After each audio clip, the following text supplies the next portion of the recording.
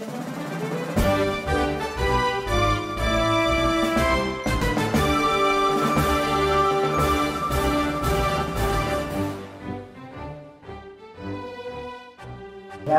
awal pembelajaran.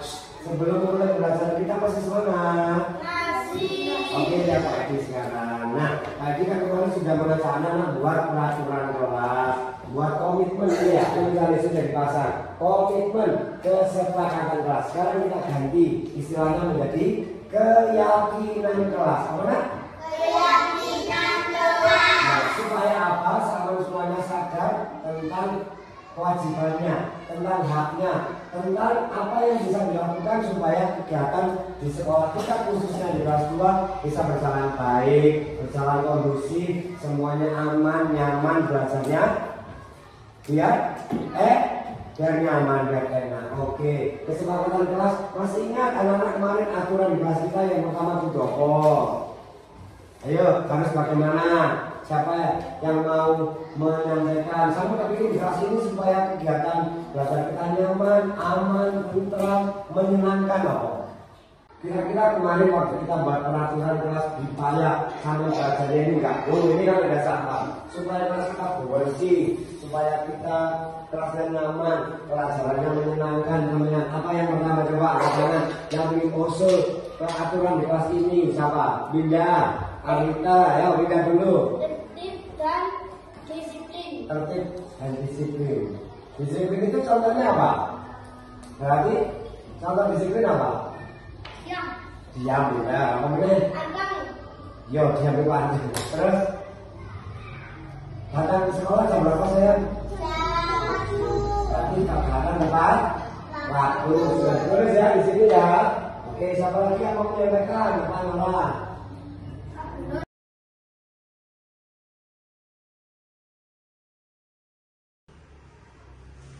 Bismillahirrahmanirrahim. Assalamualaikum warahmatullahi wabarakatuh. Sehat semuanya Bapak Ibu? Alhamdulillah, luar biasa. Allah Akbar begitu ya. Yang saya hormati Ibu Deni selaku Kepala Sekolah dan Bapak Ibu guru yang hebat SDN Teluk Jana 5 Batu. Pertama kami mengucapkan terima kasih kepada Ibu Deni yang telah memberikan waktu kepada saya untuk kesempatan hari ini melakukan diseminasi materi modul yang sudah saya pelajari tentang satu tentang budaya positif. Yang kedua kami haturkan permohonan maaf karena menyita waktu Bapak Ibu semuanya. Tapi yakinlah kita semuanya berkumpul di sini, semoga selain bersilaturahmi, selain kita menimba ilmu, semoga yang kita hasilkan pada siang hari ini membawa manfaat khususnya untuk sekolah kita tercinta. Bapak Ibu yang berbahagia, kita santai saja. Masih semangat ya? Masih semangat ya? Masih. Kalau saya bilang tung getak kentung, jadi jawabannya don. Kalau saya bilang belantak, tung kentung tak, itu akhirnya sambil gini. Tung getak kentung don, belantak, don, tung kentung tak, tung kentung don, gitu ya. Biar semangat kamu kok dilanjut saja yang masih beraktivitas. Nah, kita bersama-sama, yuk, tung getak kentung, belantak, kentung tak, don. Ya, semangat ya. Ya, izinkan pada kesempatan ini saya akan mengajak Bapak Ibu bersama untuk bersama-sama belajar tentang budaya positif. Tidak perlu saya jelaskan karena kita satu sekolah, jadi semuanya sudah kenal. CGP dapat menyampaikan pembelajaran dari penerapan konsep inti dan modul budaya positif serta pemahaman mereka mengenai konsep inti dari modul budaya positif. Ini merupakan tujuan dari kegiatan kita kali ini, teman-teman. Ada pertanyaan pemantik sebelum saya jauh melangkah tentang bagaimana sih kok budaya positif itu perlu gitu ya. Hukuman dapat mendisiplinkan anak. Hukuman dapat mendisiplinkan anak. Setuju atau tidak setuju? Iya. Umi, alasannya? Hukuman mendisiplinkan anak. Tidak apa-apa. Saya dari CGP itu ada sesuatu yang membuat saya itu berubah. Bahwasanya tidak ada sesuatu yang salah gitu. Dan kita harus ngomong apa yang kita ada di otak kita. Hukuman bisa mendisiplinkan anak. Tidak setuju, maksudnya. Tidak setuju, alasannya? Masih pikir, begini? Setuju, mungkin untuk situasi tertentu. Setuju dalam situasi tertentu. Ada yang lain mungkin? Hukuman mendisiplinkan anak. Nggak apa-apa, nanti kita belajar kok. Kenapa ini? Apa? Setuju. Bu Indah, setuju? Setuju. Hukuman mendisiplinkan anak. Baik. Oh, karena itu perlu. Baik. Pemberian hukuman dengan hal positif seperti membaca atau membersihkan halaman sekolah dapat meningkatkan disiplin anak. Setuju atau tidak setuju? Memberi hukuman dengan hal positif, dengan menyapu halaman, membaca, itu bisa meningkatkan disiplin anak. Setuju atau tidak setuju? Sangat setuju. Sangat setuju. Umi? Setuju. Yang lain kok tidak setuju ya? Baik, ini yang menarik dari diskusi kita tentang disiplin positif. Yang ketiga, memberi penghargaan dapat meningkatkan motivasi belajar anak. Memberi penghargaan dapat meningkatkan motivasi belajar anak. Setuju atau tidak setuju? Setuju. Setuju. Ada yang tidak setuju? Bu Dede setuju? Oke, setuju semuanya. Ya. Terima kasih atas respon dari teman-temanku yang hebat. Ya, saya punya permainan sebentar sebelum memulai. Ya, harus berpasangan. Bu Deni dan Bu Nur harus berpasangan. Bu Deni silakan di sini dengan Bu Umi. Bu Deni silakan sama Bu Umi. Dan ini soalnya keren permainan ini. Ya, dibaca dulu di papan, monggo komputer.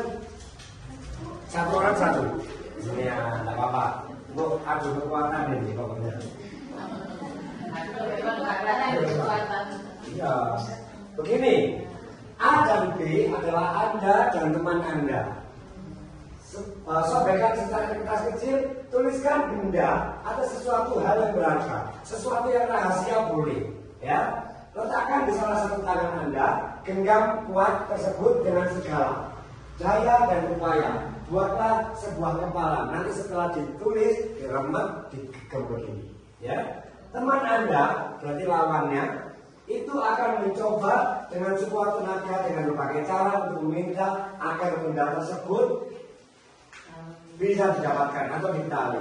Yang lawannya boleh membujuk, boleh merayu, boleh menghardik, boleh menyulap, atau apa saja memberikan imbalan. Terus apa yang terjadi? Upayakan ketika nulis tidak ada yang tahu. Nah, ayo coba rahasia besar dengan. Iya, ya harus pokoknya sama tulis di situ. Ya, yang disukai boleh, yang berharga boleh, rahasia boleh. Bagaimana Anda mempertahankan itu? Coba saya beri waktu 1 menit. Ya, silakan.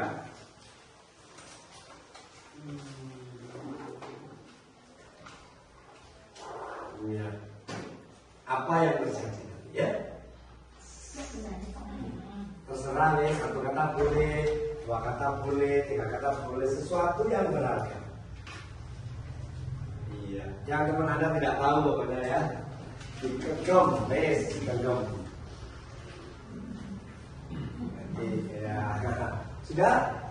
Iya, sudah? Ya, coba dipraktekkan deh sekuat apa dengan orang nebak bagaimana dia itu mencari. Ya, punya sama disimpan dulu sih, disimpan dulu sama coba ya, salah satu dulu. Nah, salah satu dulu. Boleh. Silakan coba yang boleh dulu, silakan diminta atau dikasih. Ayo. Bener kenapa sampai ya, boleh. Ya.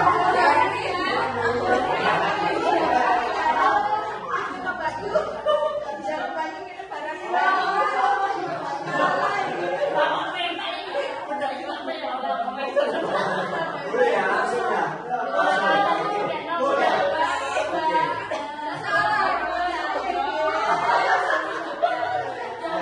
Sudah cukup. Apa yang terjadi saya tanya? Punya Bu Umi dan Bu Rene bagaimana? Bisa mempertahankan? Bisa nggak? Karena sama-sama banyak. Sama-sama baik hati, ada motivasi eksternal nanti. Tidak bisa. Saya kasihkan karena dia pandai merayu. Oh, ada itu berarti merayu. Kalau tidak, Masih digenggam. mempertahankan. Pak Eko masih digenggam juga. Saya kasih Kak.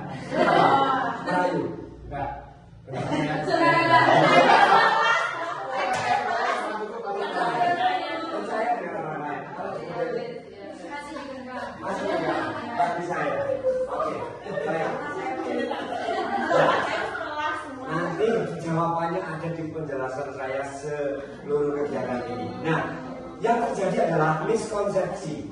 Ya, miskonsepsi itu pandangan yang salah ya tentang teori kontrol.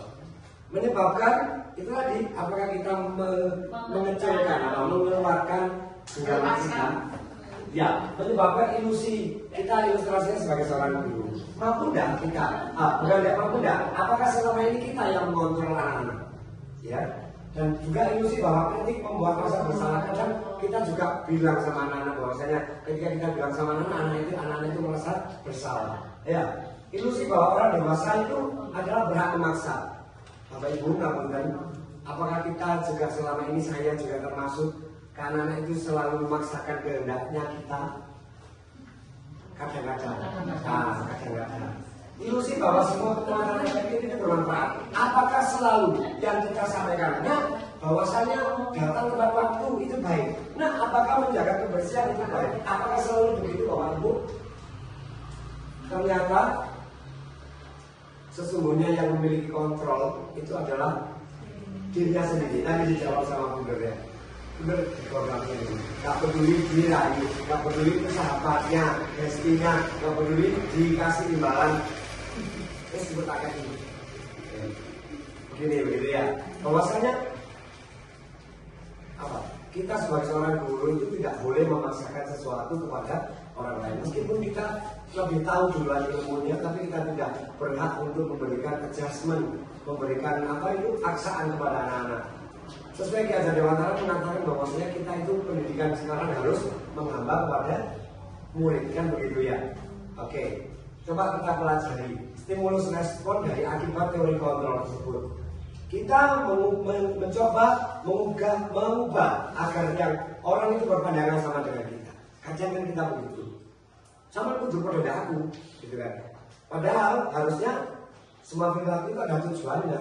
Saya memilih A, panjenengan pilih B, kan begitu. Semua orang punya tujuan masing-masing dan itu tidak boleh kita paksakan. Perilaku buruk dilihat sebagai suatu kesalahan, itu salah.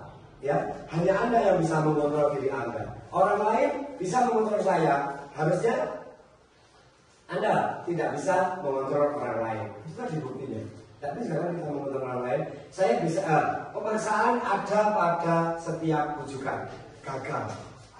Tadi. Nah, kolaborasi dan proses itu menciptakan pilihan-pilihan baru. Model berpikir itu menang dan kalah. Harusnya adalah menang-menang, sama-sama menang. Yang kalah juga menang, yang salah juga butuh menang, dan yang merasa benar itu juga menang. Nah, yang dipelajari pada siang hari ini bersama-sama saya sharingkan dengan Bapak Ibu, yaitu ada 5 poin. Yang pertama disiplin positif, motivasi perilaku manusia, posisi kontrol restitusi, keyakinan sekolah atau kelas, segitiga restitusi. Nanti di bagian yang terakhir kita akan berperan coba. Selama ini saya menilai diri saya itu salah, tapi setelah saya belajar ternyata ada sesuatu yang menarik dari proses segitiga restitusi. Disiplin positif. Disiplin positif merupakan suatu cara penerapan disiplin mengajarkan anak bertanggung jawab dan menumbuhkan kesadaran diri berdasarkan nilai-nilai kebajikan. Ya, disiplin diri dapat mengontrol diri dalam melakukan segala tindakan. Disiplin diri dapat membuat murid memahami dan menyadari berdasarkan motivasi internal, bukan akibat paksaan, ujian, atau hukuman. Bisa saja kita memberikan sesuatu kepada orang lain seperti tadi yang rahasia itu gara-gara dibujuk. Samarkan temanku, samarkan air, samarkan utang duit 1 juta. Atau mungkin utang apa namanya? Saya tak tahu ini yang begitu. Kadang kita kan posisinya juga demikian. Jadi motivasi itu ada 3 poin penting yang dibahas di sini. Sebagai titiknya adalah memberikan kesadaran diri, mengontrol diri, dan motivasi internal. Nah, motivasi perilaku manusia. Ada 3 motivasi perilaku manusia. Yang pertama adalah untuk menghindari ketidaknyamanan atau hukuman, untuk mendapatkan imbalan, penghargaan dari orang lain. Tadi contohnya, untuk menjadi orang yang mereka inginkan dan menghargai diri sendiri dengan nilai-nilai yang mereka percaya. Bapak Ibu yang hebat, kira-kira kita sebagai seorang guru, mana motivasi perilaku yang harus kita tegakkan sekarang? Yang nomor 1, yang nomor 2, atau yang nomor 3? Yang nomor 3. Nah, berarti sudah terjawab satu pertanyaan ya. Dan untuk menjadikan murid-murid kita itu memiliki rasa tanggung jawab, tapi munculnya tidak dari kita, tapi diri sendiri. Kita sebagai perantara saja. Ya, memahami nilai-nilai yang mereka percaya. Oh, bahwasanya, mohon maaf, mencuri itu tidak baik. Kenapa kok tidak baik? Jadi anaknya itu percaya bahwasanya, oh, kalau aku merasa kehilangan, berarti kan aku juga susah. Oh, kalau aku terlambat, berarti nanti aku dihukum. Jadi ada rasa yang mereka percaya sebagai sebuah keyakinan. Nah, pengaruh jangka pendek dan jangka panjang ternyata itu Bapak Ibu ngapunten, menghukum dan penghargaan itu tidak baik. Mengapa demikian? Berarti kalau kita lempar atau kita balikan lagi ke teori motivasi tadi, kalau anak-anak panjenengan tadi menyampaikan, anak-anak disuruh membaca meskipun itu baik hukumannya. Tapi apakah itu mendidik? Kalau membacanya mendidik, oh mohon maaf saya salah. Hukuman misalnya, menghukum. Apakah hukuman itu bisa membuat anak jadi disiplin? Tidak Bapak Ibu. Ngapunten. Contoh, di sini ada 10 guru. Misal ini misal tidak nyata, kalau di sini alhamdulillahnya siswa sudah baik dan gurunya baik-baik. Kita menghukum. Ya. Kalau siswa kelas 1, 2, 3 masih mending. Kalau 4, 5, 6 sudah mulai ngerti karakter guru. Misal di sini ada 10 guru. Guru A menghukum dengan cara lari lapangan. Guru B menghukum dengan cara membersihkan toilet. Guru C menghukum dengan cara saya berjanji tidak akan terlambat 100 kali. Guru D menghukum demikian. Tidak adanya kesamaan persepsi tersebut menyebabkan siswa akan ngeceng gurunya. Oh guru kok begini, oh enak guru ini, oh kalau begini enak nanti cuma siswa diingatkan, disuruh masuk. Akhirnya terjadilah itu tadi. Siswa tidak suka dengan guru. Kalau siswa tidak suka guru, maka nanti ketemu apapun pelajaran nggak suka sama gurunya. Akibat tadi kita tidak sama persepsinya. Ya, betul enggak? Hukuman, apakah mereka anak-anak kita itu senang sama hukuman yang kita terapkan? Bisa jadi mereka ada yang masih malah menikmati tidak ikut pelajaran, itu senang dihukum dan begitu ya. Kalau hukumannya terlalu berat, nah anak-anak juga malah apa ini dan begitu berjumlah orang-orang. Menurunkan kualitas, memberi penghargaan. Saya tanya, misal ini juga miskonsepsi pada diri sendiri ternyata menjadi, mohon maaf. Ternyata kita memberi penghargaan itu juga tidak baik. Mengapa? Karena tidak ada motivasi dalam dirinya untuk berubah. Tidak ada untuk berarti dia berubahnya tidak dari diri sendiri.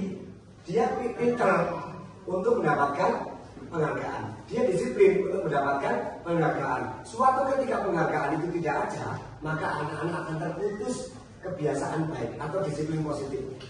Ternyata demikian. Nah, apa yang bisa dilakukan? Maka kita harus memberikan treatment yang nanti akan kita bahas pada pembahasan kita setelah ini. Penghargaan itu mengurangi motivasi intrinsik. Yang dimaksud intrinsik adalah dalam diri anak-anak. Penghargaan itu merusak. Nah, saya baca, mohon maaf saya sambil duduk. Hukuman itu membuat sesuatu yang menyakitkan harus terjadi. Kalau konsekuensi, sesuatu yang harus terjadi. Berarti ada istilah yang namanya hukuman, ada yang namanya konsekuensi. Jadi Bapak Ibu yang punten, dari teori budaya positif ini ada beberapa hal yang baru yang saya kenal, yang ini mulai saya terapkan dan ingin saya berbagi dengan Bapak Ibu guru semuanya. Ya, kita tidak boleh menghukum tapi harus memberikan konsekuensi. Membuat anak sakit fisik maupun hati dalam jangka waktu yang lama. Kalau konsekuensi membuat anak merasa tidak nyaman tapi dalam jangka waktu yang pendek. Anak membenci kedisiplinan, anak menghargai kedisiplinan. Paksaan. Kalau konsekuensi memberikan stimulus dan rangsangan tanggapan supaya anak bisa berubah. Mendorong anak menyakiti diri sendiri, mendorong anak tidak menyesuaikan diri. Konsep diri yang buruk, konsep diri yang baik. Anak belajar untuk menyembunyikan masalah. Ya, kalau dihukum anak-anak kalau melakukan kesalahan cenderung untuk lari. Tapi kalau konsekuensi anak belajar untuk mematuhi peraturan. Merasa bersalah, dipermalukan, merasa tak dihargai. Kehilangan hak, dibuat tidak nyaman, diasingkan untuk sementara waktu. Ada identitas gagal, hukuman menyakitkan. Kalau konsekuensi, sesuatu yang harus terjadi. Restitusi merupakan pilihan. Nanti yang kita pelajari di slide-slide selanjutnya. Siswa tidak nyaman ya dalam jangka waktu yang panjang kalau hukuman. Kalau konsekuensi dalam waktu pendek saja, karena anak-anak juga kita memberikan misal begini, siswa A itu mencoret-coret meja seperti ini. Konsekuensinya apa? Tidak cukup. Biasanya maaf, kalau dulu lama atau banyak kebanyakan dari kita dulu anak-anak mencoret-coret begini langsung tahu begini dengan kata-kata yang kasar mungkin dengan apa. Tapi kalau konsekuensi ya kamu ambil penghapus, dihapus atau cari kain sama kain putih atau sama air bersihkan air bersih. Nah itu konsekuensi. Ya, konsekuensi. Misalnya di sini Pak Eva sebagai guru olahraga, ada anak yang tidak memakai seragam olahraga, maka bentuk konsekuensinya apa? Dia berarti sama pelajaran olahraga sendiri dengan membaca buku ini, membuat resume tentang teori, misalnya begitu. Jadi anak datang terlambat ketika mengikuti pelajaran, maka konsekuensinya adalah nanti ini kebetulan kalau SD jarang terjadi. Kalau SMP itu anak datang terlambat maka ditambah lagi jamnya pelajaran di akhir. Itu adalah bentuk konsekuensi sebuah kejadian atau kegiatan yang harus dilakukan anak-anak sebagai bentuk apa yang mereka lakukan dari kesalahan tersebut. Murid tersakiti, murid anak tidak nyaman kalau ini mendapatkan penguatan. Oke, saya ingin bertanya juga sambil sharing kepada teman-teman. Kira-kira ya ini hukuman atau konsekuensi? Mencatat 100 kali dalam buku kalimat saya tidak akan terlambat lagi karena terlambat ke sekolah. Oke, jawabannya kita kunci. Lari mengelilingi lapangan basket 2 kali karena terlambat tadi di sekolah. Hukuman. Membersihkan coretan yang dibuat di meja tulis. Murid diminta push up 15 kali. Ya, saya tulis saja nanti biar kita. Yang pertama tadi apa? Hukuman. Yang kedua? Hukuman. Yang ketiga? Konsekuensi. 4? Hukuman. Mengganti kertas? Konsekuensi. Berjemur di lapangan basket? Hukuman. Murid diminta bertelanjang kaki sepanjang hari karena tidak menggunakan sepatu berwarna hitam sesuai peraturan sekolah. Baik. Nah, kira-kira mencatat 100 kali dalam buku adalah hukuman. Lari mengelilingi lapangan adalah hukuman. Membersihkan coretan itu konsekuensi. Diminta push up hukuman. Mengganti kertas itu konsekuensi. Berjemur itu hukuman. Bertelanjang kaki itu hukuman. Nah, dengan jawaban teman-teman saya yang hebat tadi menunjukkan bahwasanya penjelasan saya yang di atas atau di awal tadi sudah jelas nih, bahwasanya kita tidak boleh melakukan hukuman fisik, ya. Maksudnya yang sesuatu yang menyiksa siswa. Ya, kalau ini ada tulisannya, teman. Tadi teks saya nggak cukup untuk memasukkan kitab. Membersihkan tumpahan air di meja tulis karena tersenggol saat pelajaran. Konsekuensi. Kehilangan 10 menit jam istirahat untuk mengerjakan tugas. Konsekuensi. Duduk di bangku pinggir lapangan. Konsekuensi. Terlambat hari di pembelajaran daring. Konsekuensi. Lari mengelilingi lapangan basket. Konsekuensi karena terlambat 10 menit. Ya, oke. Bapak Ibu, saya berharap nanti di budaya itu pengen CGP angkatan 12 itu menjadikan sebenarnya ada yang ikut. Nah, ini pasti akan sama nanti konteks belajarnya. Kita akan saling berbagi. Ya, ini siap ya? Pak Eva siap ya, Pak Bukit juga ya? Siap. Kebutuhan dasar manusia. Nah, kita hidup itu ternyata butuh 5 hal. Apa itu? Bertahan hidup, kasih sayang, rasa diterima, penguasaan, kebebasan dan kesenangan. Nah, hubungannya sama ini, kebutuhan dasar manusia. Mengapa harus keyakinan Bapak Ibu? Mengapa kita memakai peraturan harus menggunakan helm bila mengendarai kendaraan roda 2? Hubungannya sama apa? Keselamatan. Mengapa kita memiliki peraturan 3M, menggunakan masker, mencuci tangan, mengajak kesehatan? Mengapa kita memiliki peraturan harus jalan tepat waktu? Kedisiplinan. Nah, ya Ini adalah jawabannya tentang keyakinan ya. Nanti kita akan bahas tentang keyakinan kelas dan keyakinan sekolah. Untuk mendukung motivasi intrinsik, kembali ke nilai keyakinan. Keyakinan lebih menggerakkan seseorang dibandingkan mengikuti peraturan. Nah, Bapak Ibu, ternyata kita itu tidak boleh menggunakan kata peraturan kelas, gitu ya. Tidak boleh. Jika apa berarti sekarang? Keyakinan kelas. Keyakinan itu adalah kesepakatan kelas yang dibuat bersama-sama dengan siswa. Biasanya kan kita selalu membuat begini langsung. Tidak boleh begini. Saya dulu sebelum mengikuti CKB. Tidak boleh datang terlambat. Tidak boleh rame begitu ya. Sekarang kita ganti kalimatnya. Ya, ganti kalimatnya dengan apa misalnya? Ya, bentar kali. Misalnya ini ada kata apa? Tidak boleh terlambat. Maka diganti dengan kata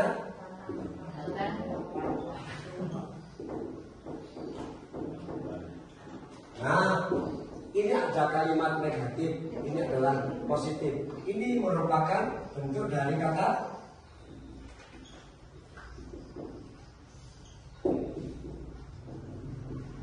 kebajikan universal, kata-kata yang tepat, yang baik. Tidak boleh berkata kotor, berarti berkata yang santun, misalnya gitu ya.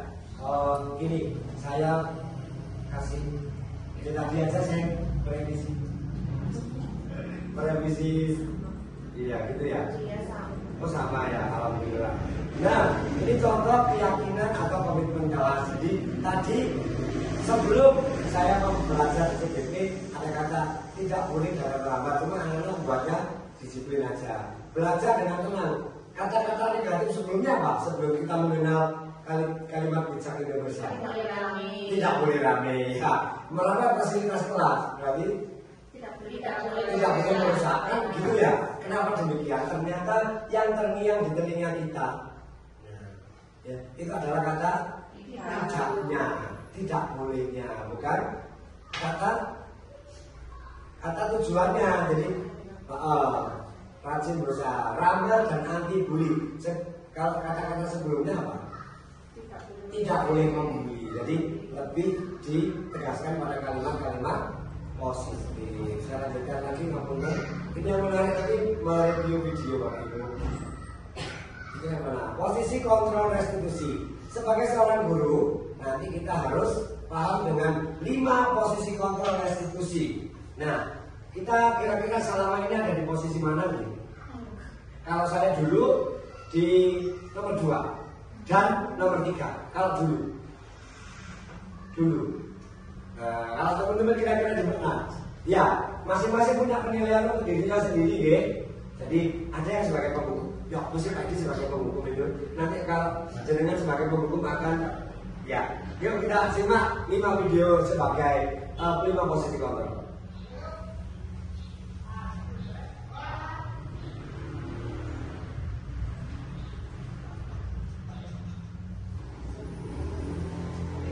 Oh ya, maaf. Sebentar, ternyata soalnya salah tempat. Ya, apa-apa, benar harus ganti.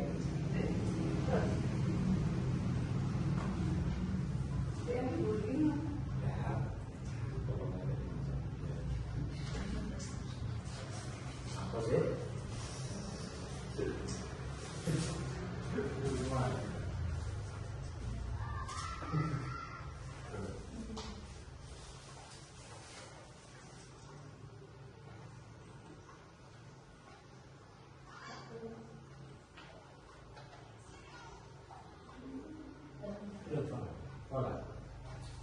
Karena sudah masuk pindah saya ini tapi harus pindah hijau. Macam ini dia.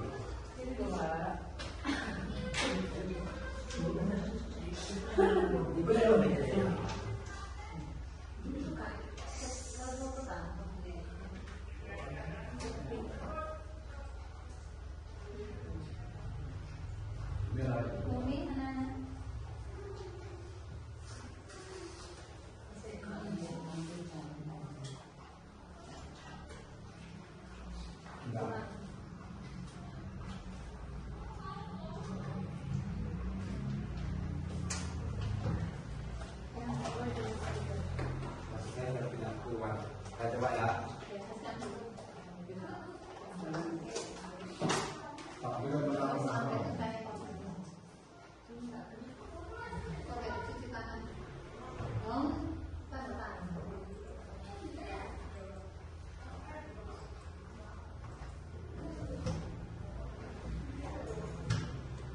Ayo.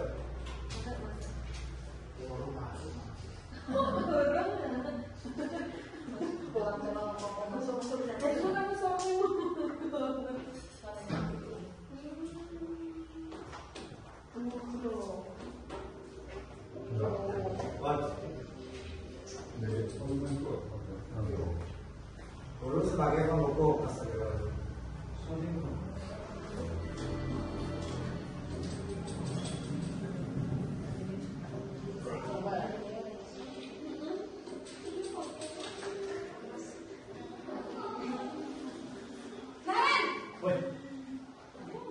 Sini kamu. Selamat pagi, Bu. Selalu terlambat. Kamu deh, pasti terlambat. Maaf, Bu. Saya Apa? Apa coba? Alasan kamu apa lagi? eh, Kapan sih kamu tidak terlambat? Malas sekali ya kamu jadi anak. saya Dasar pemalas. Gak kapok-kapok sih kamu. Sudah berapa kali terlambat? Sana, kamu keliling lapangan basket 2 kali. kenapa saya harus keliling lapangan basket, Bu? Kenapa? Kamu melawan ibu. Berani-beraninya jawab. Sudah terlambat, masih berani jawab pula. Sekarang, keliling lapangan basket 5 kali sekalian. Biar kapok. Cepat. Pergi sana ke lapangan basket.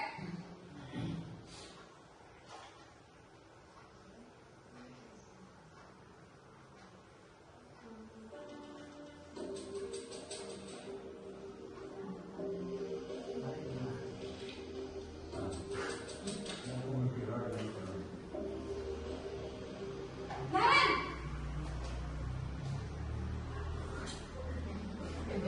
Selamat pagi, Bu. Naren.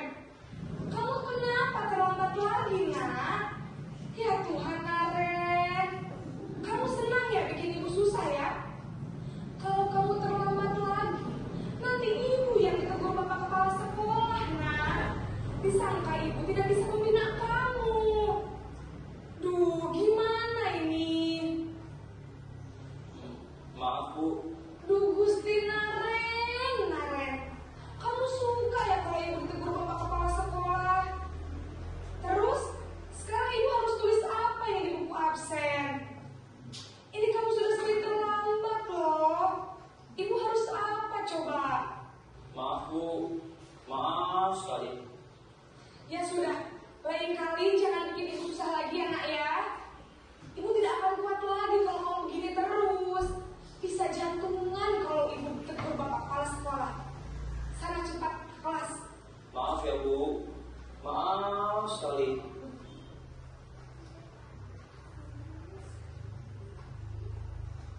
Ini posisi paling aman, tapi tidak baik.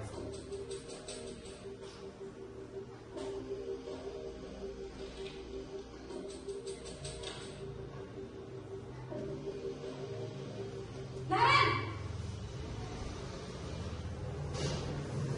Selamat pagi, Bu. Naren, apa peraturan sekolah kita tentang jam berapa kita harus masuk sekolah, nak? Kita harus di sekolah jam 7, Bu.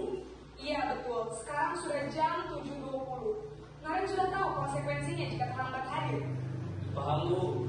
Saya harus tinggal kelas pas jam istirahat selama 20 menit. Iya benar, konsekuensinya demikian.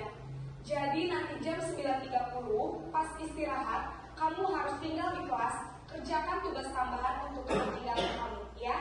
Baik, Bu.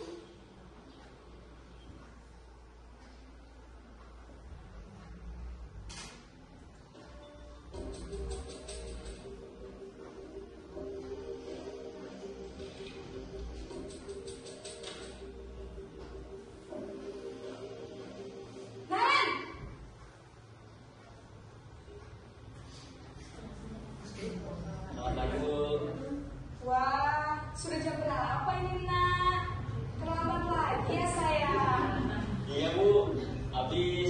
Ibu saya lupa bangunkan saya, Bu. Kamu malah menyalahkan ibu kamu. Kamu bukannya anak yang larinya paling kencang. Kok terlambat sih? Iya, Bu. Saya memang terlambat bangun tadi. Jadi, biarpun saya lari kencang, tetap gak kekejar, Bu. Ya sudah Sarah, nanti lain kali larinya lebih kencang lagi ya, biar gak terlambat lagi. Bikin seneng ibu demi ibu, bisa kan? Bisa lah, Bu. Ya sudah Sarah, masuk kelas. Ibu beresin urusan absen kamu. Kamu ini ada-ada saja. Yang terakhir.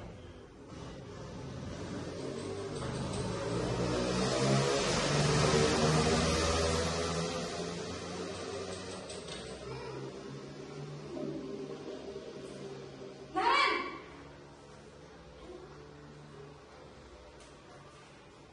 Selamat pagi, Bu. Selamat pagi Naren. Maaf, Bu. Saya terlambat. Iya, sekolah masuknya jam 7, sekarang sudah jam 7.20. Jadi sekarang bagaimana nih Naren? Maaf, Bu. Saya lupa setel alarm saya semalam. Baiklah, menurut kamu, keyakinan sekolah yang mana yang perlu kamu tingkatkan? Menghargai diri sendiri dan orang lain mungkin ya, Bu. Setuju. Jadi, apakah Naren meyakini prinsip saling menghormati tersebut? Iya, Bu. Saya meyakininya. Apakah Naren bersedia memperbaiki masalah keterlambatan ini? Bersedia, Bu. Bagaimana kamu akan memperbaiki masalah keterlambatan ini?